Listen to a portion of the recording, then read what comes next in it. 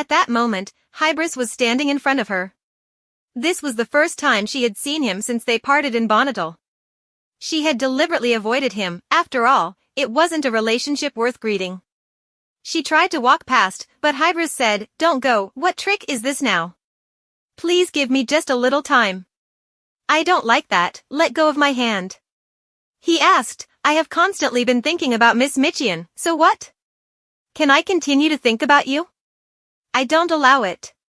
If you've already heard my answer, please step aside." Hybris held her tightly. "Are you crazy? What are you thinking? There's no one in this alley, but what if someone sees? There are many rumors about Anakin and you. That's why he's not allowed in the minister's office due to the scandals." She considered kicking him, but Hybris said, "Please, don't treat me like this. I only think about you, I want nothing more." Hearing him cry, she panicked. "Don't cry." "Hey, wait, minister. Please call me Hybris." Eris refused. "I don't like calling you that. Your body is meant to worship the gods of this world. I'll pretend today didn't happen, so please go home." He asked again, "Am I not allowed to look at you?" What on earth is he talking about? This foolish man. Should she ask, "Minister, do you like me?" "Yes, how could I dare?" she said, "even knowing that Eris Michian is your half-sister?" Hybris shouted, "No way, it can't be like this. If you want, I can confirm it for you. Do you want to go now, to see your father, the Marquis?" Hybris held his head, mumbling, "Eris is my sister? Is that even possible? But I'm not Eris Michian." "So what? Even if the soul isn't Eris Michian, it's still incest. Even if that's the case, it's not allowed for you. Will you let your feelings blind you to your identity? You're a minister, you swore an oath of purity to the Lord, so get a grip." With that, she turned to leave. She thought, is it okay if the souls are different? Now that I know she's my sister, what will I do? Meanwhile, Anakin was with his younger brother. Will the young lady come too? But it's fine to let her go alone. At that moment, someone approached them. "Is someone there?" "I'm a friend of Miss Michian, or rather, someone who has helped her. I remembered she wanted to introduce me to you, so I stopped by to see." Hearing this, Anakin thought this was a very valuable male friend. "Nice to meet you, Kikia." "Maddie, what are you doing here? Is it my warm-hearted brother?" "What a funny coincidence, it's not a blood relationship, I know. I'm just here to say hi today, I'll see you next time, Kikia. I'll introduce you to my colleagues too." With that, she walked away. Anakin asked, "How did that person know that the young lady wanted to introduce me to you?" At this moment, Eris was at home waiting for Maddie. There were always so many interesting things around here. "Isn't this bell too shaky?" She picked it up and shook it by her ear, and from behind, Maddie said, "You're not worried at all that touching a witch's belongings might bring a curse upon you?" "I don't quite believe it, but where have you been?" "Oh, is it the younger brother of the knight you wanted to introduce to me?" "Kikia?" "Yes, that kid's house isn't far, so I stopped by for a bit." "What for?" "Your knight is chopping a lot of firewood. He's quite a gentle guy. Why not wait until I introduce you? Besides, how do you know Kikia's house?" "Oh, come on, you're asking a witch that. I can find out anything, no matter how much you try to hide it. Compared to the time it takes to find us, this is nothing." "Strange, she seems so happy." Maddie said, "Anyway, it's good to give you a warning beforehand. In the future, if you hear a clear bell ringing in your head, call for me." "Why is that?" "That's a portent for the first month. I've told you before, haven't I? When it feels urgent, witches evolve. After the 13th bell tolls, they will evolve into witches, and once they become witches, they can never return to being human again. Once a witch, they will be bound by this world. If a being with powers equivalent to a witch moves to another world, the existence of that world will be in danger. You don't want to live forever in this world, do you?" This time, Eris hesitated at Maddie's question. Perhaps there was something bothering her now. Maddie paused, "I'll stop giving advice here. There's nothing interesting going on, so why are you looking for me?" I know a few things about the sacrificial item you mentioned. What do you know? There are quite a few legends in this world about tears. Among them, mermaid tears are pearls, and fairy tears are jewels, so it can't be those glass ones, right? Moon tears are folk, but I guess what you need isn't that mundane stuff, is it? If so, then what about the other legends? Once upon a time, there was a girl who was lonely because she had no family. She was neither proud nor fearful, and she had nothing to lose. But one day, the world transformed her into a goddess. When she became a goddess, the sky trembled every time she had a thought, and the earth shook with every question she asked. Thus, people brought everything they had to make her happy, so that she would have no thoughts or doubts. Precious treasures, perfumes, honey, and fresh fruits, the most handsome and beautiful servants were sent to care for the goddess. The powerful people of the land constantly offered tributes and put on shows to make her happy. In no time, the girl suddenly had many things to bring her joy. As time passed, she also fell into the net of love. It was the goddess's first love. She blindly fell for that love, wanting to do everything for her beloved, fulfilling all his wishes. When they learned that the goddess was in love, the powerful people begged for many things, but the one the goddess loved was not swayed by any temptations. The goddess's first love was a kind young man, and they were both very happy. But human lifespan is limited. She tried to extend the life of her beloved, but the young man refused.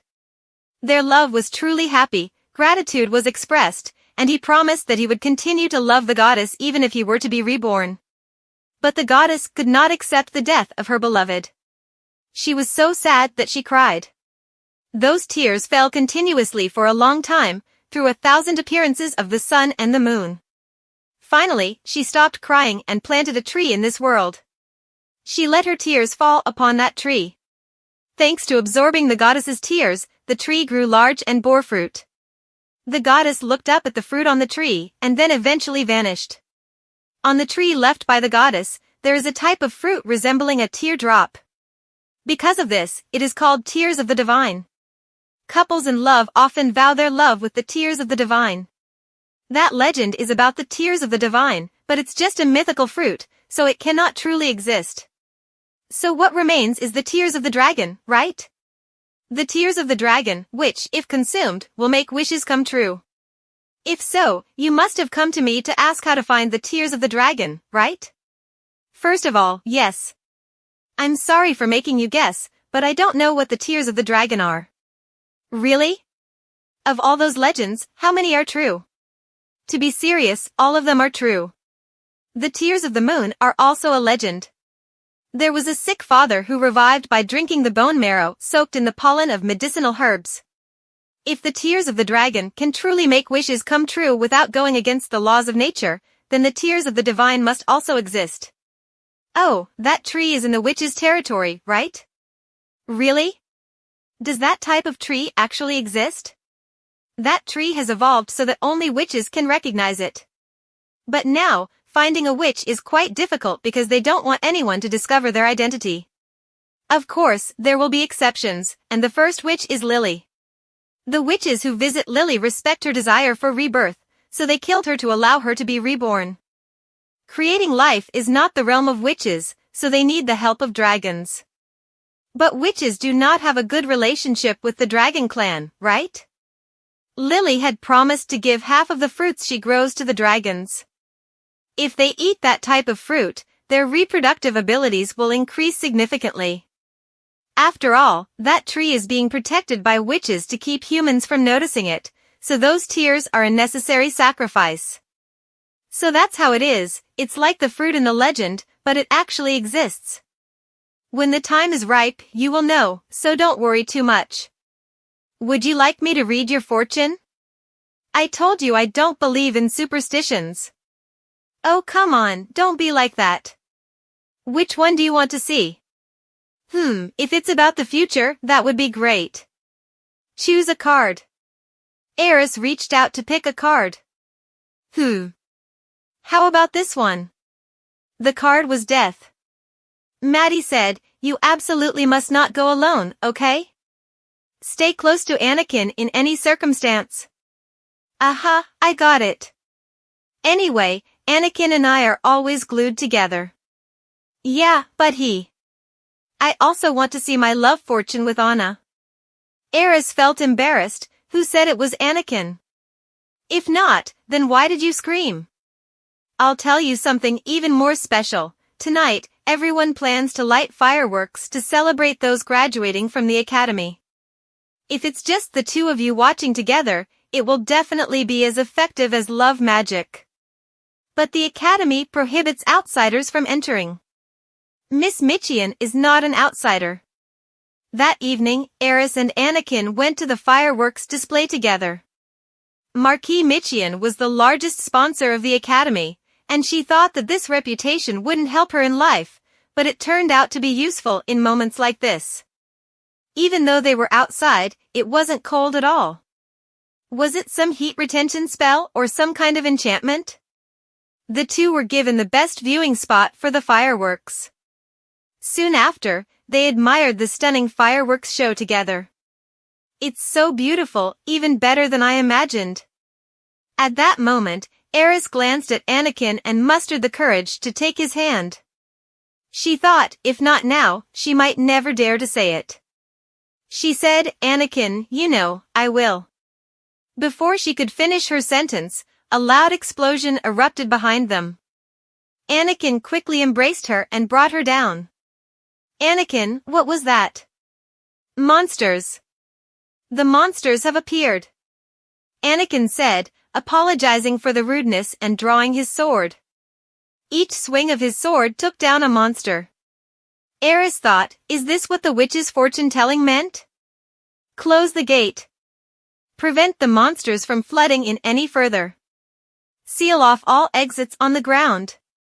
She wondered, monsters appearing out of nowhere, what's going on?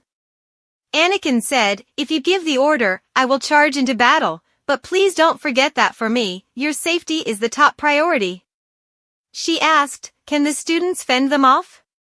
Those who study magical engineering are not just pure researchers, they are also trained to fight. Then let's go back, but the important thing is that no, Anakin, we don't need to put ourselves in danger. She picked up a gun from the ground, and together they ran towards the gate. Oh no, Demon City is blocking the exit. You need to back up a bit, Anakin said as he swung his sword, creating a path. All right, the way is clear now. She thought, cutting a path with a sword, huh? It's not perfect, but he's quite a master swordsman. As soon as they squeezed through, the gap immediately closed up. At that moment, Eris saw a mysterious figure hiding behind a tree, looking at her. When she recognized him, he quickly turned and left. Anakin asked, did you forget something? Should I go back? Oh no. We need to get out of here, Anakin. The two held hands and ran for a long distance. The monsters escaping before the trap was activated had caused this incident. Anakin said, don't even mention a carriage, not even a horse can be found. Are you saying I should carry you back? I can run, but you'll have to keep running without a break. Eris thought, with my stamina, running all the way home is impossible. If she remained stubborn here, Anakin would be in danger too. I'll rely on you, she said, it's going to be quite bumpy, and even if it's uncomfortable, I hope you can bear with it a little.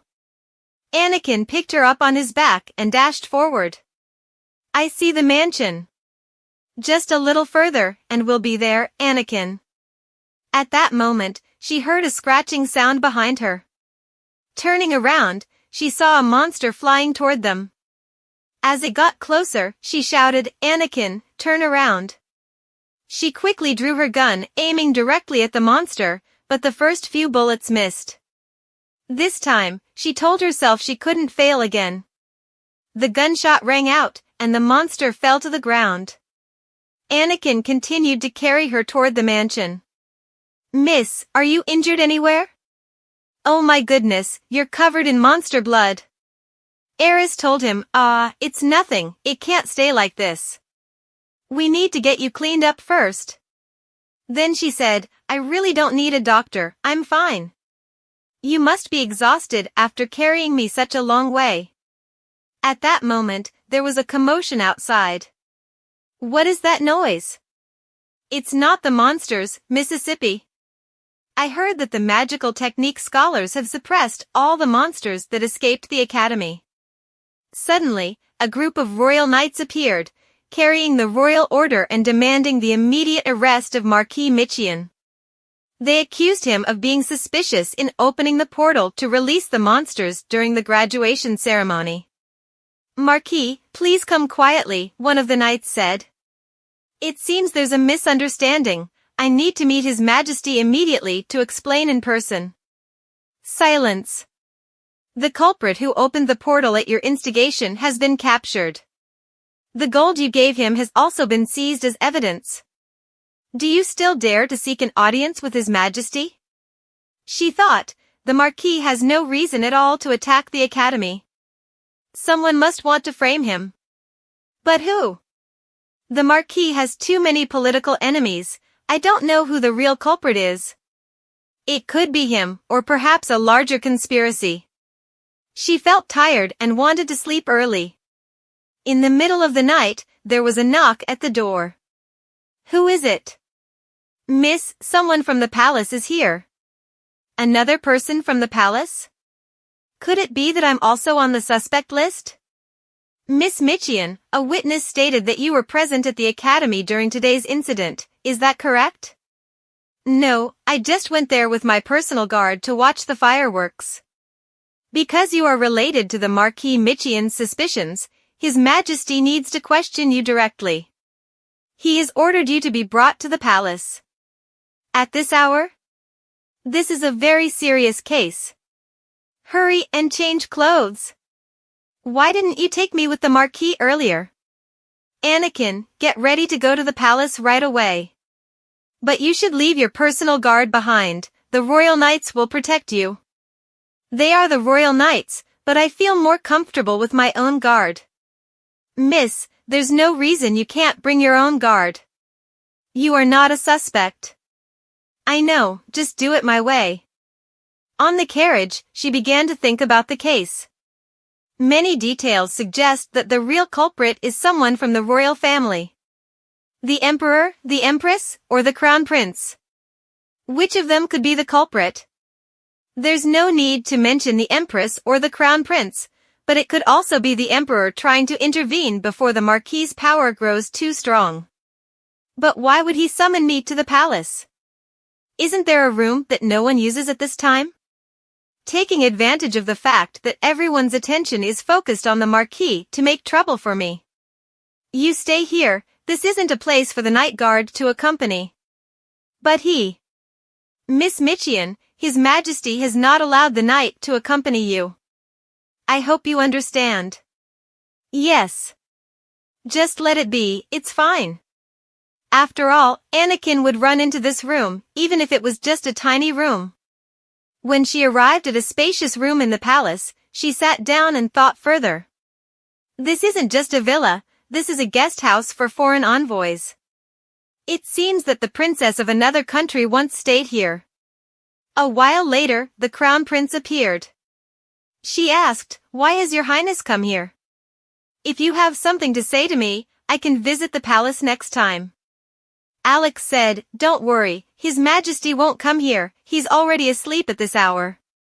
Then I will take my leave today. You once said that you weren't engaged to me, but to the house of the Marquis. You also said that you wouldn't marry me, but the royal family. In the end, whether you want it or not, we will still end up marrying, right? Why are you suddenly saying such things? Now is the time for me to return those words. You're not marrying me, you will marry this royal family. At this moment, she had a bad feeling, a very terrible feeling. Your Highness, please don't come any closer. I'm telling you not to come any closer. She felt frightened, realizing she had forgotten Maddie's warning. You must never go alone. Your Highness, why are you like this? If you're trying to scare me, that's enough, please stop. Prince told her, "Today, you will bear my child. That will become the chains of your life." She screamed, please don't touch me. Don't do this, Your Highness. She resented, for a lifetime, but please let me go. Think of Helena. Don't you feel ashamed for her? Your Highness, please stop, help me. Please, anyone will do. In desperation, she flailed her arms, grabbed the vase, and struck it hard against the crown prince's head. Blood began to flow. I told you not to do that. She cried and pleaded, please, don't be like this. Smash. Smash. Smash. She hit the crown prince fiercely. How many more times? I've begged you. Finally, the vase shattered, her hands trembling, breath quickening. She looked at her blood-soaked hands, panic-stricken as she saw the prince lying motionless on the bed. I've killed someone. I've killed the main character of this world. What should I do now? The sound of bells echoed in her head, ding ding ding ding. The bells of the divine. Remembering Maddie's words, after 13 chimes, the subject would evolve into a witch and could never return to being human. It was already the 4th chime. If I become a witch, I will be trapped in this world. Anakin, I need you right now. But he didn't come. Thinking back, the room was in chaos, surely no one stayed behind. Did they move away because they knew about the prince and me? But what about Anakin? Could something have happened to him? She turned around and saw Anakin entering through the window, drenched in sweat. As I guessed, my lady, I'm sorry for being late. When I escaped from where the royal knights guided me, I found the entrance to the building locked, so I had to find another way. She said, you said it, I could predict part of it. But indeed, they had intentions to plot against you. Your hand is injured. He carefully bandaged her wound. It turns out I didn't ask you anything. She asked, there's a large mirror in the classroom in the Queen's palace. It must be brought here. Is there any sign of people outside? No, none at all. Then she recommended, then bring that mirror here and don't let anyone find out. If the mirror is too large to transport, then just bring another mirror. As quickly as possible. I understand, very quickly. After that, he brought a mirror as she requested. Look into the mirror. She said, Maddie, I hear the bells, what should I do now? Help me. Maddie replied, so it has finally come to this. Eris, extend your hand so I can step through to you. Immediately, Maddie passed through the mirror. There's no time left, so let's skip the greetings. Maddie drew a circle and said, I can't do this alone. Stop the bells, take a step back. Just as the circle closed, a ring of light appeared, and then 2 people showed up. What's going on, Maddie? Calling people out at this late hour when I was just about to fall asleep. It seems something urgent has happened. Maddie said, I'll explain later. The bells of transcendence won't last much longer. Eris, how many chimes has it rung already? There are only 2 left, right? Maddie handed her a bell and said, take this, memorize the incantation, and ring the bell loudly. You must hold the bell carefully until it's done. Immediately, the 3 of them began to chant the language of the witches. Her spirit was close to that of a witch, so even though she hadn't learned it, she understood. Did you just shake the bell? Why does she want me to use a bell? No, it's a shake. Wait a minute, I can gradually hear the ringing. Moreover, the bell is getting hotter. It's too hot. She began to grimace from the unbearable heat of the bell, looking at Maddie. You keep telling yourself that you can do it, just do it.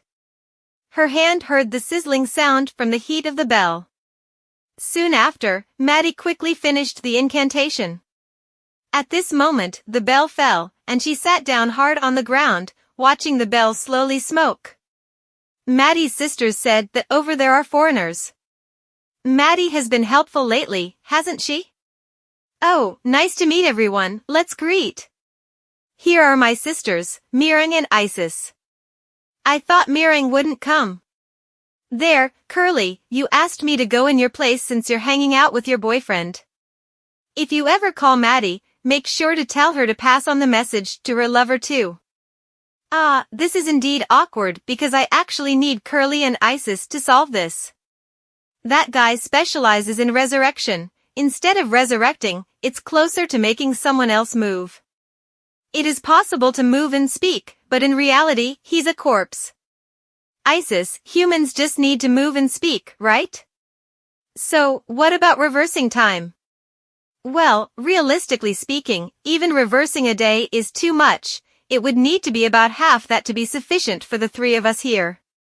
Reversing the time for two people would mean a half of a half, which is a quarter of a day. By the way, I should have taken Curly to Curly. Since you went through so much trouble asking me to find the sword, I'll let it go today. We came to help, but now Mirang's talent isn't magic, so you look down on her? Who isn't like that? Oh, I'm sorry, but what are your talents? Well, a witch's talent is a field that carries a special and deeper interest than other witches. It has a different significance than the level of power from the beginning. For witches, discussing who is stronger is pointless. We are all beings who have reached the peak of each one, so it is impossible to develop further. Eris guessed Curly's talent is death, Isis's is time, and Mirang's is power. Mirang must mean martial beauty lady, right? I think I know Maddie's talent too.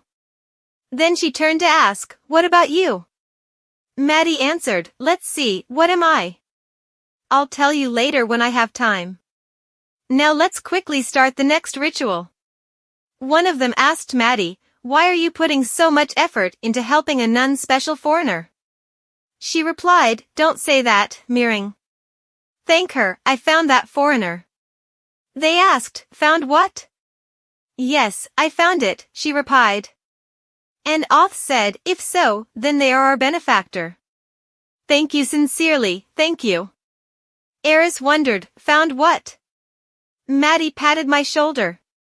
She said, well, that's enough for a formal greeting, come here. If we reverse time, only two people will not be affected by that time. Others will not remember anything, because that time never existed from the beginning. Is that a blessing or a curse for her? I don't know. At this moment, she feels extremely uneasy. Maddie looked straight at her. In short, this time is definitely a choice worth your satisfaction. In the blink of an eye, she had appeared at Maddie's house. We had returned to the time I read her fortune. As for Anakin, I've called him here, and he should be arriving soon. Now what do you plan to do? You can't reverse time twice. She said, first, I have to go to the academy with Anakin. There's someone watching us there, it seems related to the culprit. Indeed, to set the trap, the Emperor will call her again. What returns is only the time of the two of them, the rest may repeat the same actions. Eris told her, I know, so I plan to go to where the Emperor cannot touch, which is the Empress. When you are with the Empress, the Emperor cannot take you away. Everything will repeat once again, but it will not unfold the same way. Predicting based on spoken words and observable actions, when the Crown Prince intends to play tricks on you, ultimately, he does not want to stop the annulment himself. The Empress and you have struck a deal to annul the engagement, so the remaining party is the Emperor. But the Emperor wants to stop the annulment, so he places the charge of treason on the Marquis. Why is there a certain reason to do that? If so, the only ones capable of pinning the charge of treason on the Marquis are the Empress and the Crown Prince. After Eris and Anakin arrived at the academy, Anakin used his sword to cut down the door. Men ran out and asked, who are you? What are you doing? Even though I don't know which lady you are, why do this to the sacred door of the academy? You said the Michian family requested this. I sent someone to inform that today they would come here to admire the fireworks. Why is no one here to greet us? One man replied, I have been rude to the lady. We haven't received any news at all. She coldly said, it sounds like I am lying. Can you handle it? We meant no offense, please forgive us. Heiress though, it seems the lady has misunderstood, I will escort you right away. If the Empress is truly the culprit, then she has betrayed the loathsome Michian family, so it doesn't matter.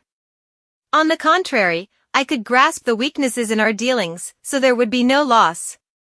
But if the Crown Prince is the real culprit, then things will become complicated. I have no more foreign relatives, making it easier to manipulate than ever. The Emperor will probably try to save his life, right? If so, I'll have to face that situation again. Please, I hope it's the Empress who goes. Above all, I can't be called to that room today like before. The two were positioned perfectly to watch the fireworks. A while later, the moment of the fireworks came. She wanted to convey a heart as sparkling and beautiful as those fireworks, but everything shattered. Even if time were reversed, that distance could never be reached again. Right at that moment, the dark creature appeared again. She hurriedly told Anakin, I think I've seen the culprit as I sliced through the black veil to escape.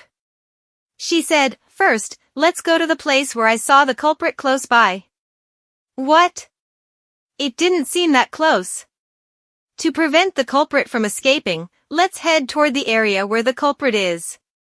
He asked, did she remember where that was? She replied, under the red blossom tree. The culprit was standing there. Urgently, they held hands, running at breakneck speed, and finally caught the man. Well done, Anakin. Indeed, he was trying to figure out who he was. She said, take me to your master.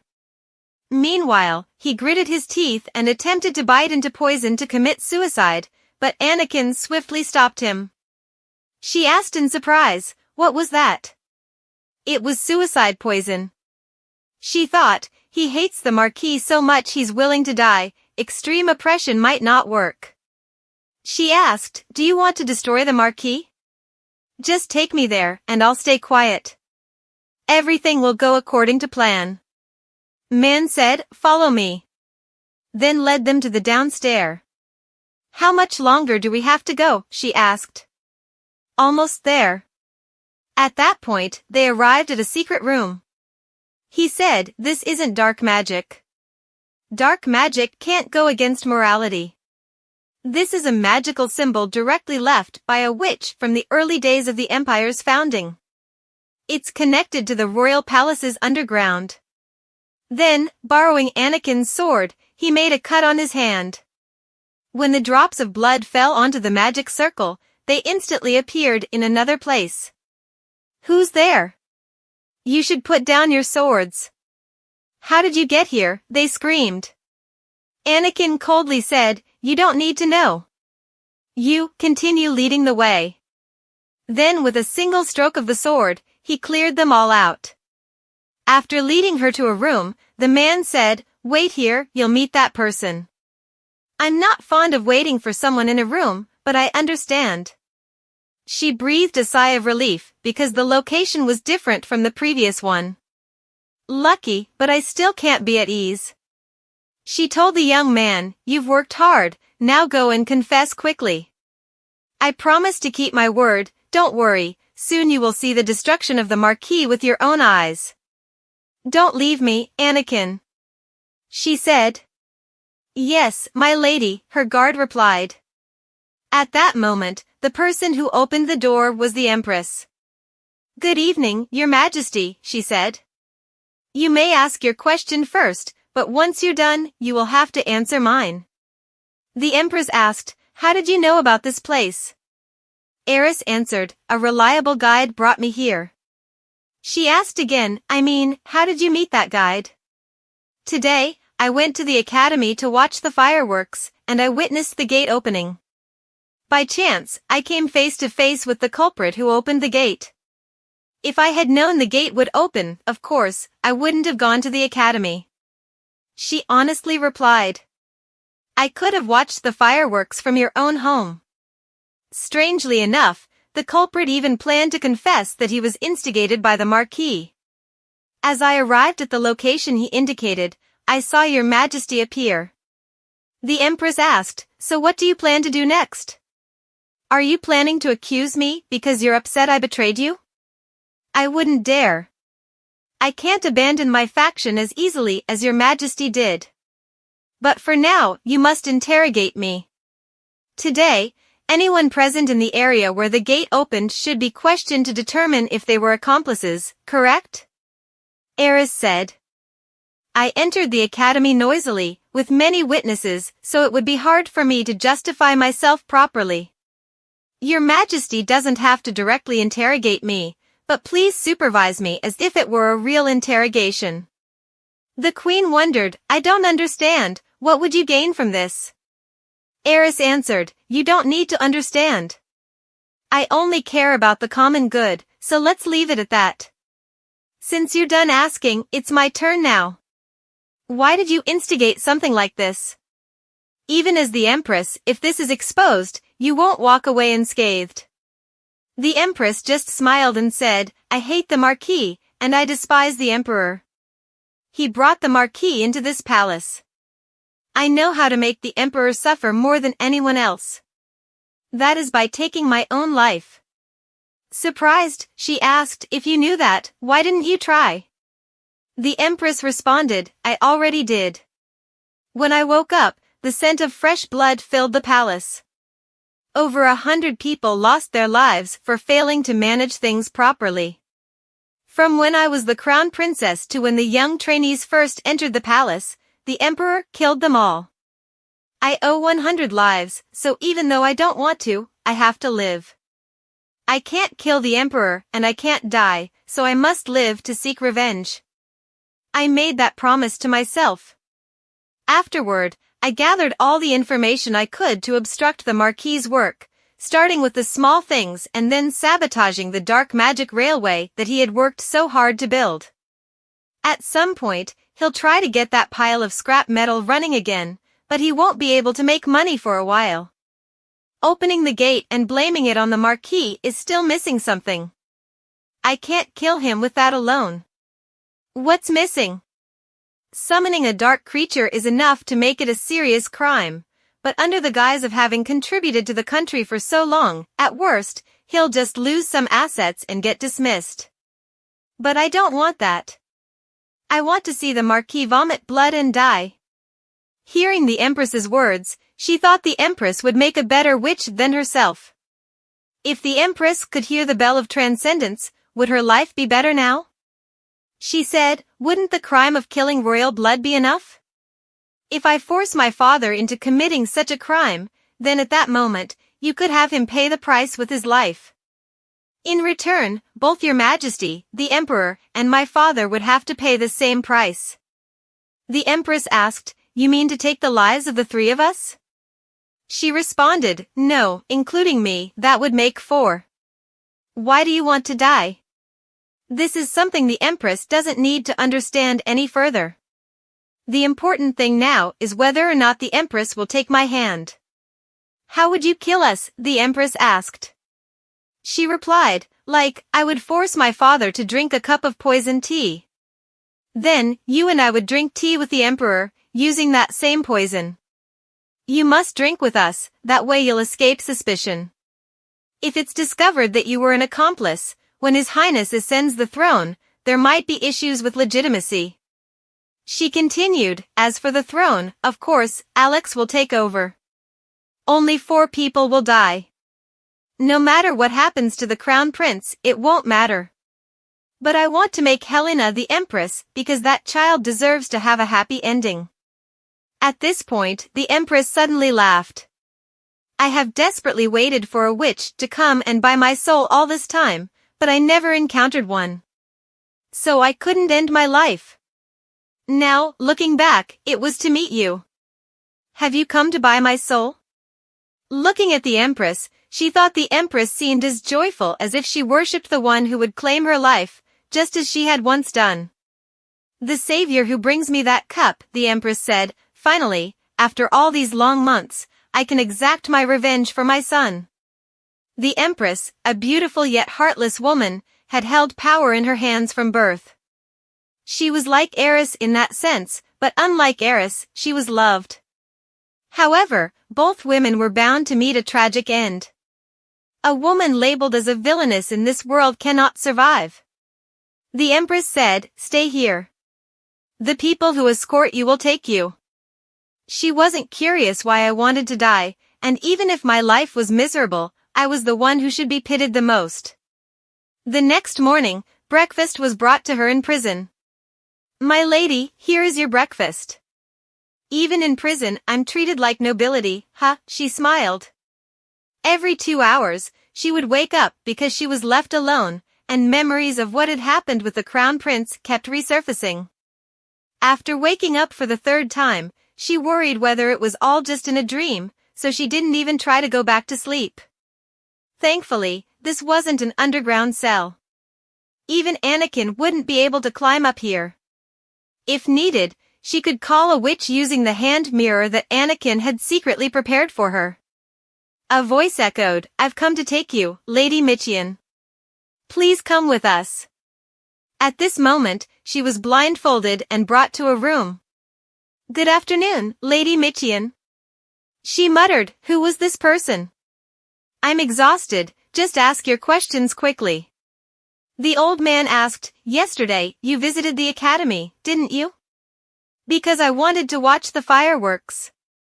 "One more question, why did it have to be inside the academy?" "You could have seen them from outside as well." "Because I wanted to watch from the clearest viewpoint." The person was speechless. Why do I even have to ask such a ridiculous question? "You saw the gate open, didn't you?"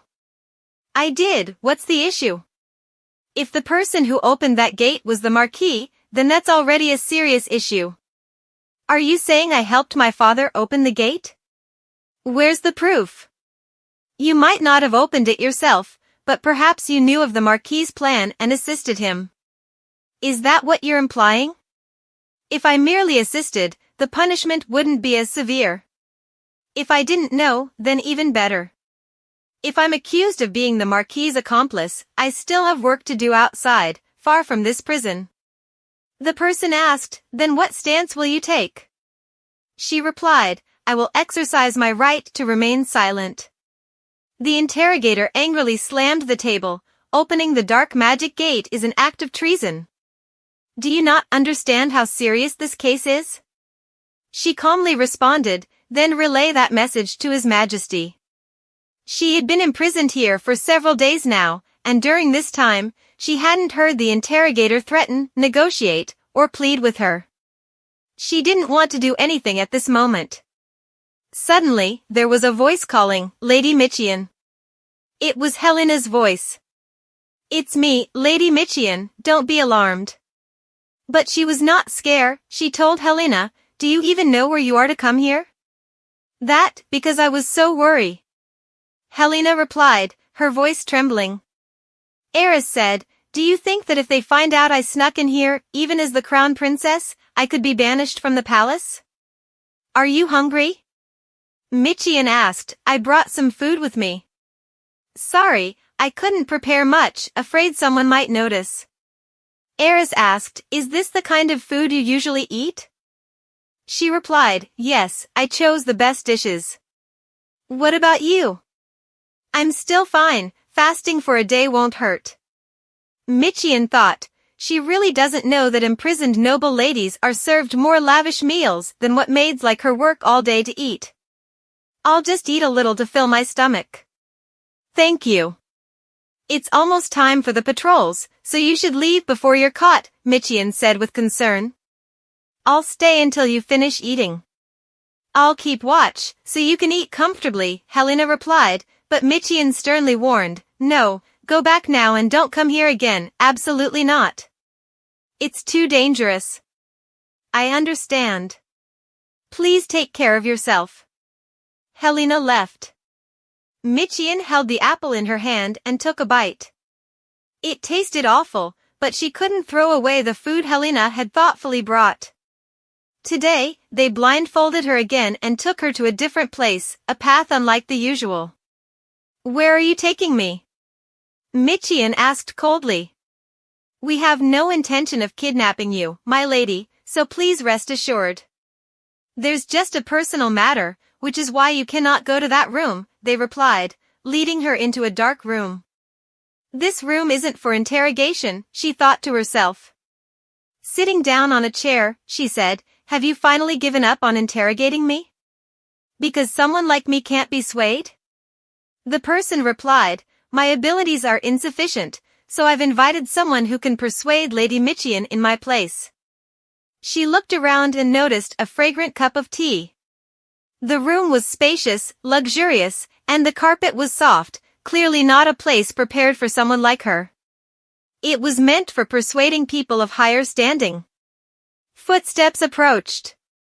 Good afternoon, Your Highness, she muttered with a worried sigh. Immediately, she felt short of breath. Don't come here. There's no Anakin in this place. What should I do? She thought.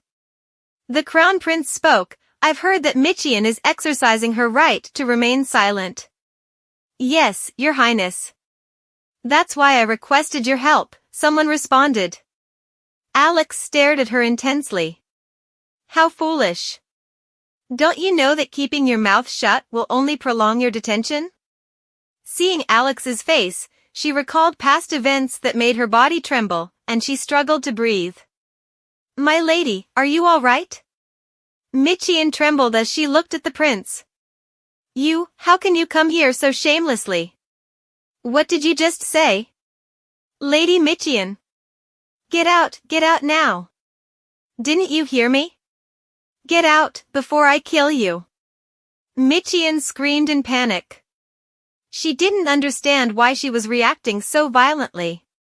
Alex reached out his hand, but Michian immediately recoiled. Don't touch me. No, I told you not to.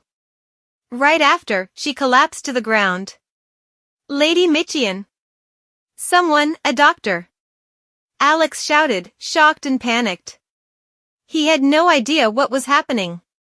What's going on? Alex wondered to himself. Meanwhile, Michian's mind was in chaos, her body completely out of control. She was taken to a resting room. When she woke up, she overheard the whispers of the servants. She still hasn't woken up? They said she wasn't physically hurt, right? Shoo. They said she needs absolute rest. Is this true? I heard Lady Michian has gone mad. Well, she was always a little unstable, one of them sneered. Even if she was crazy, it was all just to gain the prince's attention. But this time, I heard she scratched the prince and caused a big commotion. Really? Well, I guess it's understandable. With pride like hers, constantly being looked down upon by the prince must have driven her to the edge. At Lady Quirg's coming-of-age ball, the prince brought Helena along. But Helena wore a purple dress. And purple is reserved only for the royal family. I heard rumors she's about to become part of the royal family. But Helena's not really nobility. Rotten fish is still fish. She has noble blood now, another chimed in. Lady Michian really is pitiful.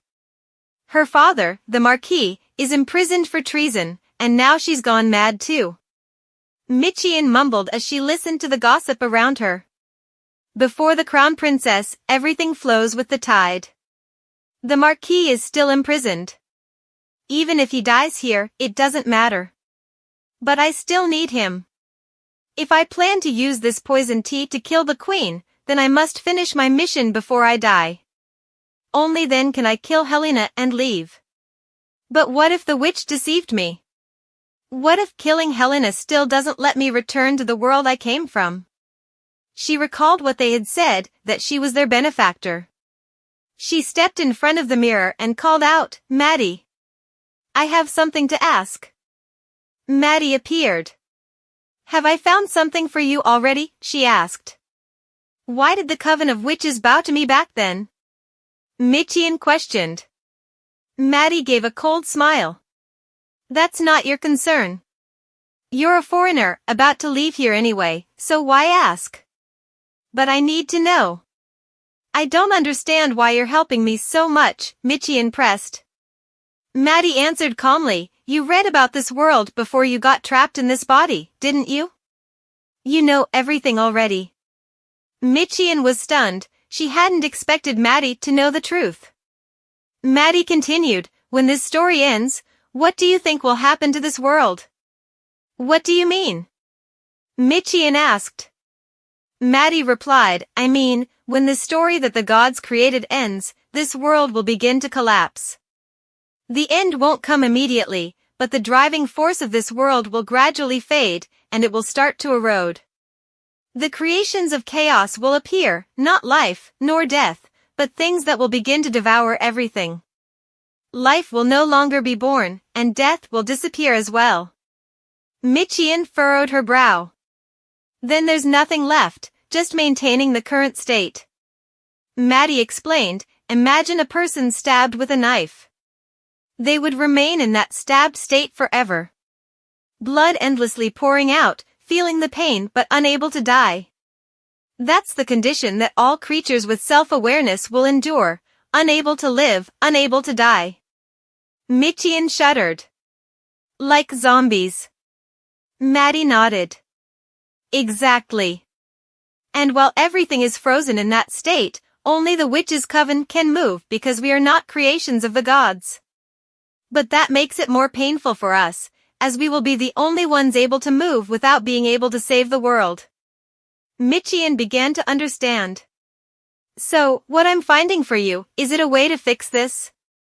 Maddie smiled. You could think of it that way. We intend to create a new god for this world. Create a god? Michian was shocked. Maddie signaled her to be quiet. Shoo. I told you, that's not your concern.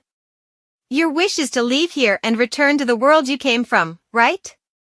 Don't make me your enemy, understand? With that, Maddie vanished. Michian stared into the mirror, seeing her reflection.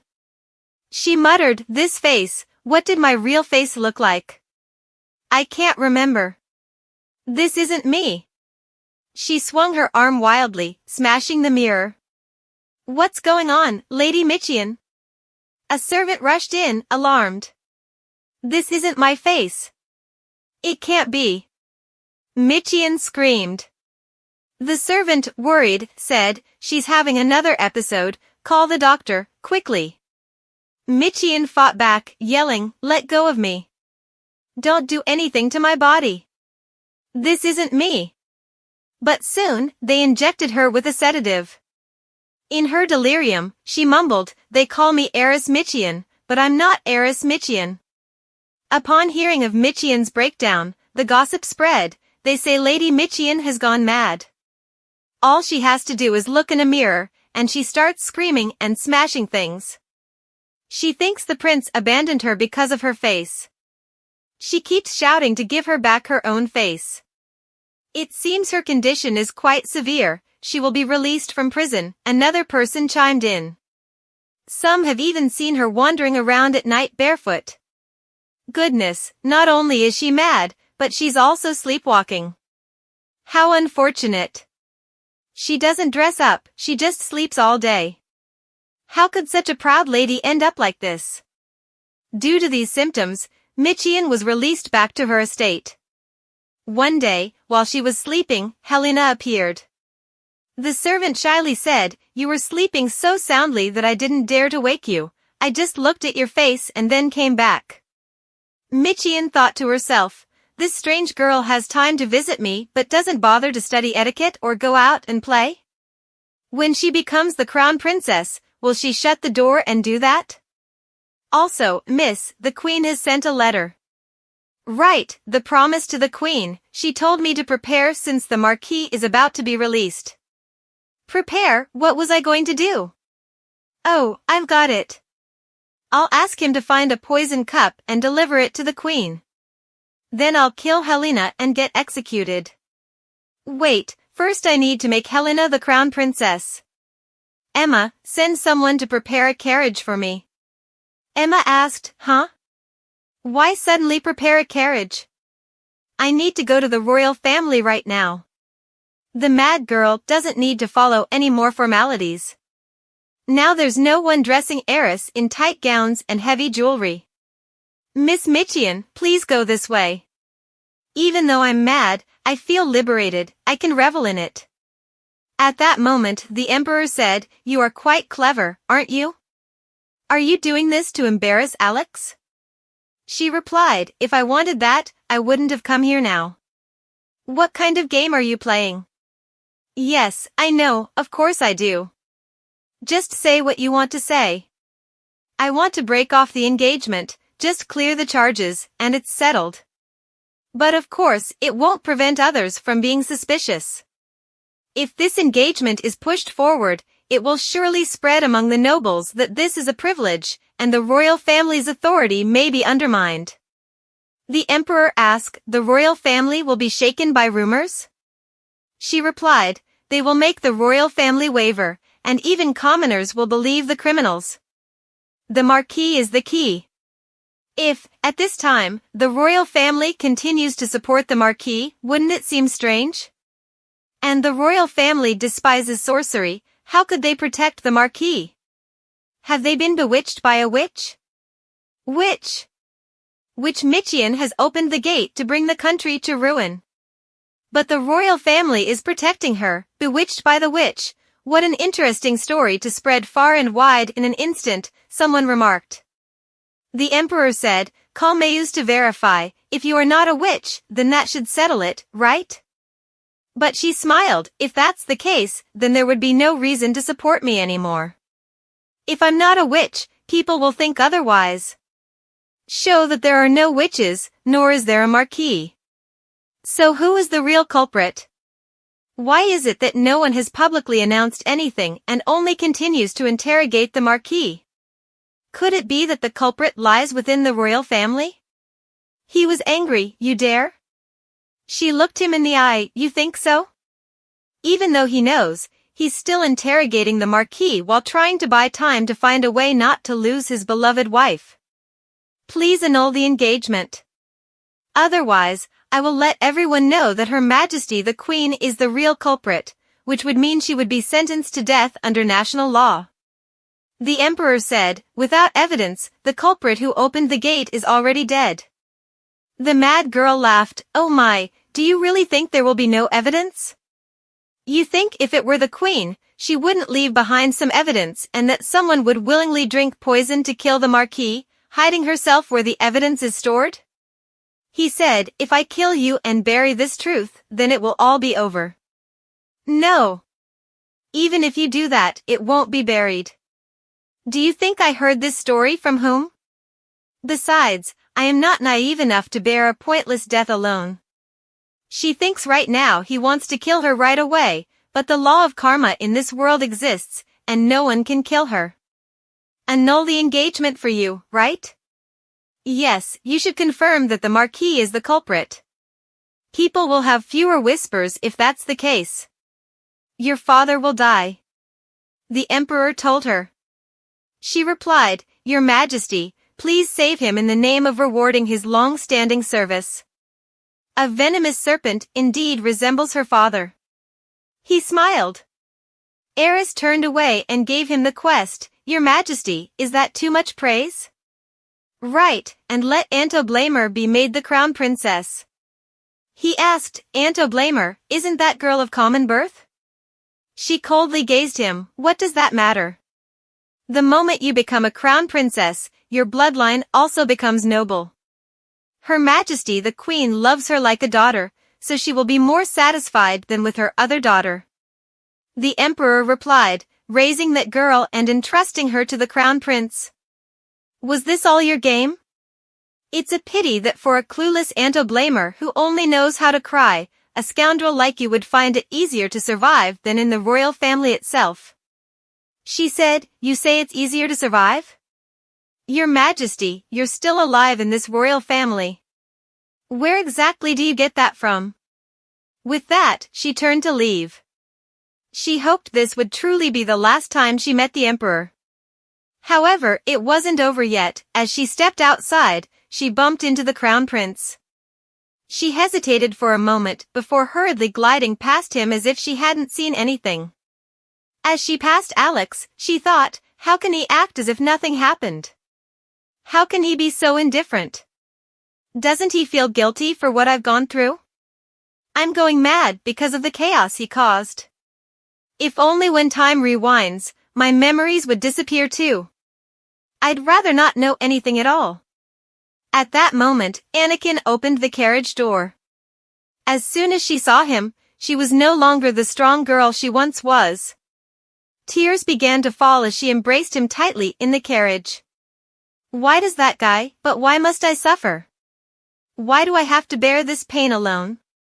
I know this isn't my fault, but there's no one left to blame but myself. Soon after, the Marquis was released. As they welcomed him back, she looked at her father and thought, he has aged more than 10 years in such a short time. Though his movements were still normal and he seemed fine, not physically interrogated, the mental anguish had inflicted even greater wounds. As he walked past her, he said, "Follow me." He then exploded with anger at her. That day, he asked, "Why did you go to the academy?" "Because I wanted to see the fireworks," she replied. "Do you suspect me now? If I hadn't been annulled, who would have benefited? Would the Emperor really use underhanded tactics to bring you down? Therefore, the Emperor knows you didn't open the gate but still silently acknowledges it. The Emperor would never do such a thing," he said. "But he has a history of betrayal. Just planting the seed of doubt can cause it to sprout and take root. Now, she will dig up all the memories from the past to compare and find points of suspicion." The Marquis needed a target for revenge, so a plausible fiction would replace reality. She said, "The one responsible for my annulment is also a noble family aligned with the Emperor. They know that the Crown Prince favors Helena, so they have secretly trained her. By now, they have quietly set the stage to elevate that girl to the position of Crown Princess. By making her a puppet, they can regain power and take their revenge." The father asked, "Why are you saying this all of a sudden? What do you want from me? If everything is lost like this, wouldn't it be a pity? It's not too late. If Helena dies, the only option left is for me to become the Crown Princess." "What do you mean by that?" She turned away. "Think about it. While I was still the fiancée of the Crown Prince, all the noble ladies my age have already become engaged. Moreover, the court dukedom is a founding family. But when they received their title, they swore not to become in-laws of the royal family and not to marry any princesses from other kingdoms. They only have sons, so there are no princesses of marrying age. This setup is not at all funny, considering that a lowly maid like Helena could become the crown princess." He became more angry. "I can't believe you're exploiting this situation. What do you want?" She answered, "I need you to secretly find me a cup with poison. That foolish girl is weak-willed and won't be able to refuse my invitation for tea." The father wondered, "But why are you suddenly aiming for the position of crown princess? Just a while ago, you wanted an annulment because you hated him." She smiled, thinking back, it wouldn't be so bad to marry a young, powerful man and live a tranquil life. He's quite handsome, after all. You've finally come to your senses, haven't you? This is called knowing when to push and when to pull. If you understand, quickly bring me that teacup. I'll take all of your lives." Not long after, he brought her the cup of tea she requested. "Is this the tea set?" She took it to view. He said, "Be careful. At first glance, it looks identical, but if you look closely, the handle has a very slight difference. The poisoned teacup has 4 leaves. You must take the unpoisoned cup first to avoid arousing suspicion." Holding the teacup in her hand, she thought, the Empress and the Emperor both must die from the poison. She asked, "Well, I guess the Empress is aware and is just acting accordingly. But that craftsman is truly skilled. It's a shame to use something once and throw it away. I'd like to know where that craftsman is from." The father replied, "He's been eliminated. We can't leave any dangerous seeds behind. Isn't there a risk of being traced back? That's how it is. When do you plan to use that cup? He asked. I'll use it whenever I want. No need to worry, there's nothing else to do. By the way, since you're heading back to your territory, you should go hunting or enjoy some leisure activities. Oh, I heard all the villas have been looted, right? The Marquis has been stripped of all real power except for the Kandar area, where his private residence is. All the territories have been confiscated by the palace. He said, "You insolent girl." She smiled. "Do you really think that? His Majesty once said that you and I are very much alike." He trembled. "Damn it. Just wait and see. I will reclaim everything." Today, I dreamt again about killing the Crown Prince. That moment was so vivid that I felt guilty. If I hadn't killed him, if I had rushed out to call for the palace doctor, would my circumstances have improved? No, not at all. After all, it's just a useless assumption. The Crown Prince truly died by my hands, while he is alive and well, and I'm left suffering and going mad because of the memory of my unintended murder. Could I really kill Helena? It doesn't matter, I can. Just then, Anakin's voice broke her train of thought. "Miss, have you been waiting long?" "No, I haven't been waiting at all." The maid had prepared food, and Emma said, thinking back, "The lady mentioned that a walk would be good for changing your mood. You should go before it gets colder." I thought she pushed my back out of pity for my disheveled appearance. Turns out she was suggesting I date Anakin. How cute. Let's go for a walk first. It's the first snowfall of the season. Should I bring an umbrella? No, I like it this way. The snow is falling quite heavily. He's the cutest person in this world. He's the only one for me. I can't believe I have to leave him behind in this world. It's so unfair that it makes me want to scream. Anakin, I want to hold your hand. Yes, he replied.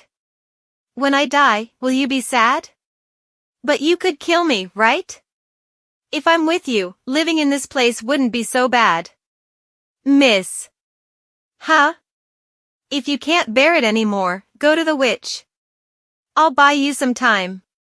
It's okay, with you by my side, what's there to worry about? I won't run away. Anakin looked at her, and she suddenly felt rejuvenated by his words. Thinking of herself, she decided to stay. Your sister will be buried in this cold world. You'll go crazy if you stay here. You'll forget who you used to be, what your face looked like, what your voice sounded like, and even your thoughts. You're no longer Lady Michian, you're someone else entirely. After that day, she went to see the Empress. You've lost weight, and you seem to have lost some as well, she said. Is that so? We really are quite alike, the Empress replied. She presented the tea set to the Empress. The poison teacup has 4 leaves on the handle. Didn't you say we should die together? This deadly poison, even if you give it to the Emperor, there will still be some left for you. Is that so? I understand now. Then I take my leave. If I get caught for murder, I'll probably be locked in the same room as before, the one where I was once trapped beneath the bed. That room has a secret passage. If I climb down the stairs of that passage, it will lead to the underground route I saw last time. This is a secret escape route passed down through generations of the imperial family. And I, no longer holding a royal status, probably cannot follow your orders. The one who yearns for death isn't just you. Oh dear, those stubborn people never listen to me. They're all the same, aren't they? At that moment, she recalled the play she had watched at the night market before the Crown Prince's death. Had she been imprisoned there? The Empress, despite her resentment, could not escape through the secret passage and welcomed death in that place. I wonder how many plot points I have yet to uncover in this world. After stepping outside, she encountered Alex again, standing there. When he saw her, he pushed her against the wall. Is it true that you want to cancel the engagement? What? Why is this suddenly coming up? I'm asking you, is it true? Yes, it is. You want it too, don't you? This cancellation is solely my wish, so you should be shouting with gratitude for me, as if you wanted it too. You dare. Do you dare now? If you're so furious about the engagement being called off, then go ahead and slit my throat to avenge the royal family's honor. You'll be remembered in history as the prince who personally killed his former fiancée. You've changed. Changed? I'm the one being told I've changed, but the one who has truly changed is you. You can hardly recognize yourself anymore. She took a few steps away, and Alex shouted. You still love me. How could that be? How could he say that? That fool believes that genuinely loving him is the essence of Eris's existence. She burst into laughter, doubling over as she continued to laugh. Ha, let me tell you an interesting story. There was once a girl who believed she must become the crown princess. Then one day, she realized that no matter how hard she tried, it would all be in vain. She wished for one thing, to make her disappearance from this world happen immediately. If so, then who am I? A young man born as the crown prince, and growing up to be one. This young man's name is Alex, but no one calls him that. Everyone just calls him the crown prince, Your Highness. His mother, the empress, grew increasingly distant from him, while his father, the emperor, had never cared for him at all. This indifference is sometimes more cruel than violence. So, in this vast palace, there was nowhere Alex felt content until that girl appeared. At first, he thought she was an angel because she was so fair and radiant. Her hands were warm, which made him realize she was human, not an angel. If she truly were an angel, he would have asked her to take him to heaven. But he also liked that she didn't have wings and wore a maid's outfit. She was the first to extend her hand to Alex, the only one. My name is Helena. And you? My name is Alex. And so, he always protected her. No matter how she misbehaved, he wished for just one thing, don't call him the crown prince. He was willing to be criticized for not behaving like a prince, as long as he could hold on to her tightly. Then let's be friends. If there's a word that can bind our relationship, it would be friends. I think that will be enough until we learn the truth. Everyone had concealed it until now, and he finally realized the truth. His mother's coldness, his father's neglect, and the indifference of his nurse were all part of the scheme by the poisonous Marquis, Michian. The first time I met Alex, the crown prince, I was heiress Michian. Yet, they still ask me to marry that girl? How could that be? If only it were Helena, that would be so much better, as long as it wasn't Michian. If his fiancée could be Helena, then from the beginning, I wouldn't have lied to her and could have spent my life together in another identity, not just as friends. This hatred had been kindled until one day when he saw her crying. Your Highness, are you here to see me off? You should leave. One day, you will have feelings for me too. Why do you hold on to such hopes? You know this is just a facade for our engagement. I love you, you know that. If only you hadn't been born. Shortly after that, rumors about Eris began to spread. People said that Miss Michian lived extravagantly. Indeed, she was not only the fiancée of the crown prince but also acted arrogantly. How can someone with her status have such a detestable personality? It was said that at Miss Morgan's coming-of-age party, she deliberately wore a dress similar to that girl's. Is that all? Rumor has it that she even stole Miss Morgan's friends. Alex knew that most of the negative behaviors attributed to heiress Michian in the circulating rumors were merely ploys to attract his attention. If she hadn't been secretly bullying Helena, Alex would have likely remained indifferent. Back then, he said, it would have been better if you had never been born. She had apologized and left, but her expression didn't reflect any remorse at all. Alex thought that sooner or later, she would come back with a smiling face. But after that day, she never appeared again? The servant said she was injured and undergoing treatment. There were also rumors that she had fallen from the roof and was stabbed by a stranger. Upon hearing these things, Alex still thought this was undoubtedly another tactic to draw his attention. If she knew it was useless, she would show up again and say, "I love you," for sure. But now, in front of Alex, she asked, "Who am I?" At that moment, Alex realized he had said, "Are you someone else?" Her gaze had changed, he didn't know since when. Was this change due to love, or had she changed as a person? Lying is lying, she was truly mad. She pushed his hand away. "Only I have been like this, so I'm really frustrated. Now it's my turn." "Wait. If you're not Eris, then where is she?" She stopped and replied, "Dead. More than dead, she has vanished forever. You can't see her again." Saying this, she turned her back and walked away. At that moment, Alex recalled memories of Eris. Whenever she met him, she was always cheerful. "Prince Alex. I love you, you know." Now, he felt a sharp pain in his heart. She was the one who loved him the most, more than anyone in this world. In the end, he shed tears for her, even though it was too late, but Alex realized he had lost something precious in a terrible way. Recently, invitations kept pouring in daily. It seemed that everyone was eager to catch a glimpse of Eris. If she was dead, then she was dead. What good would it do to see her? If only time would pass a little faster. The tasks piled up like a mountain, yet none could be done immediately. The tears that Maddie once mentioned, I still don't know what they are beyond anything else.